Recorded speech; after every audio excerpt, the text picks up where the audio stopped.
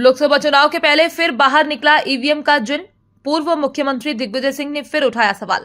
बोले दिग्गी लालकृष्ण आडवाणी ने भी ईवीएम पर अविश्वास जताया था। ईवीएम का इस्तेमाल 2003 से शुरू हुआ, फिर अविश्वास सामने आने के बाद वीवीपैट लगाई गई। वीवीपैट सेंट्रल इलेक्शन कमीशन के सर्वर से कनेक्ट होती है। पूरे विश्व में केवल 5 देशों में ईवीएम से चुनाव होता है, लेकिन भारत में आज तक कौन सा सॉफ्टवेयर इस्तेमाल होता है, ये जानकारी पब्लिक नहीं है। ईसीआई कभी सवालों का जवाब नहीं देती। दिग्गी ने ईवीएम की न सिर्फ पूरे प्रोसेस बताई, बल्कि प्रोसेस पर सवाल भी खड़े किए। अभी ये मैंने डब्बा बंद कर दिया, लाइट बंद होने के बाद क्या होता है वो आप देखना। ये प्रोग्राम हमने मैनिपुलेशन कैसे होता है वो बनाया। आपके नजर के सामने एप्पल की पर्ची लाइट बंद होने के बाद छप गई ना, बराबर। फिर से मैं एक तरबूज को वाट देता हूं, तरबूज को दिया तो तरबूज की पर्ची छप के आपके नजर के सामने आ गई। लाइट हुआ तब भी पर्ची दिखती है। लाइट बंद होने के बाद ये डार्क ग्लास के पीछे क्या होता किसी को पता नहीं चलता। ये तरबूज की पर्ची छप गई, आप लोगों ने देख लिया, वोटर ने देख लिया, वो सेटिस्फाइड होकर चला गया कि मैंने जिसको वोट दिया उसको ही पड़ा है। अभी फिर से मैं तरबूज को वोट देता हूं, देख लेना आप। तरबूज को वोट दिया और ये मैं डब्बा बंद कर रहा हूं, बाद में आपको बता देता हूं। ये तरबूज की पर्ची लाइट चालू हुई और देखी। अभी लाइट बंद होने के बाद क्या होता है वो खेल आप देख लो। ये लाइट बंद हो गया, बाद में तरबूज का एप्पल का पर्ची छप गया। मतलब एक ही पर्ची जो कंटिन्यू 2 वोट गए, खरबूज तरबूज को और केले को, तो एक ही पर्ची आप लोगों को 2 बार दिखाई जा सकती है और आपको पता भी नहीं चलता कि ऐसे मैनिपुलेशन हो रहा है। फिर से एक बार मैं आपको एक ही पार्टी को 2 वोट करके ओपन करके दिखा देता हूं। समझो मैंने तरबूज को दिया, एप्पल मैं बनाना केले को देता हूं, ये केले को दिया। लोकतंत्र बचाना है, हम सबको मिलकर बैलेट पेपर लाना है। तरबूज केला को दिया वोट, केला छप गया। अभी फिर से मैं केले को वोट आपके नजर के सामने रखता हूं, दबाता हूं बटन, तो देखना कौन सी पर्ची आती है, क्या होता है और क्या दिखता है। फिर से मैं दूसरी बार केले को वोट देता हूं।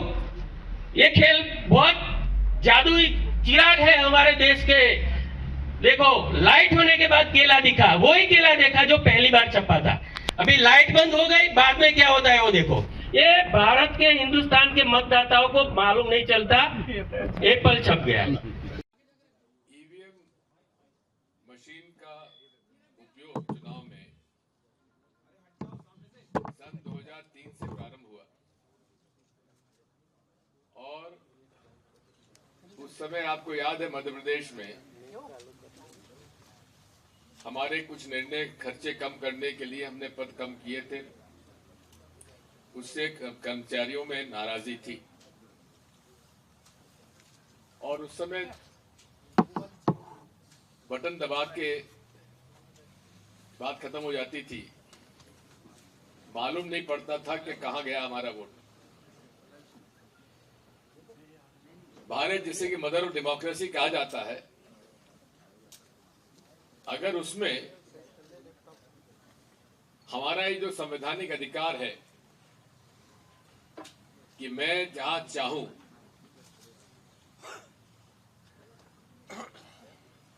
गोपनीयता भंग न करते हुए मैं अपना वोट डालूं और वो सही जगह डले और उसकी गिनती सही तरीके से हो, ये मेरा संवैधानिक अधिकार है।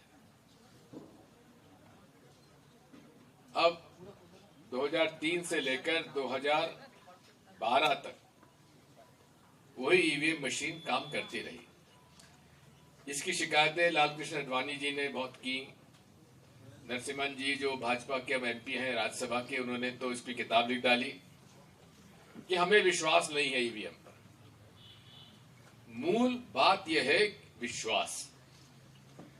मतदाता को विश्वास होना चाहिए कि जहां वोट वो डाल रहा है वो गया कि नहीं गया, उसको सही जगह लगा कि नहीं लगा और उसके गिनती बराबर हुई कि नहीं हुई।